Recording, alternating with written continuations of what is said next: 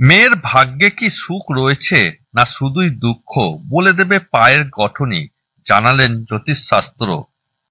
যে সকল মেয়েদের পায়ের বুড়ো আঙুলের থেকে পাশের আঙুলটি আকারে একটু বড় হয়, সেই সব মেয়েরা খুব ভাগ্যবতী হয় এবং তাদের দাম্পত্য জীবন খুব সুখের হয়। যে সকল মেয়েদের পায়ের পাতা খুব মসৃণ বা নরম এবং পায়ের রং হালকা গোলাপি হয়, তারা জীবনে সুখী হয় ঠিকই, কিন্তু মাঝে মাঝে দুর্দশায় ভুগতে হয়। যাদের পায়ের নখ গোলাকৃতি হয় এবং খুব মসৃণ ও হালকা গোলাপির আভাযুক্ত হয়, তাদের সুখের সঙ্গে সমৃদ্ধিও থাকবে। কিন্তু যদি নখের আকার কালো ভাঙা থাকে, সে নারীর ভাগ্য ঠিক উল্টো হয়।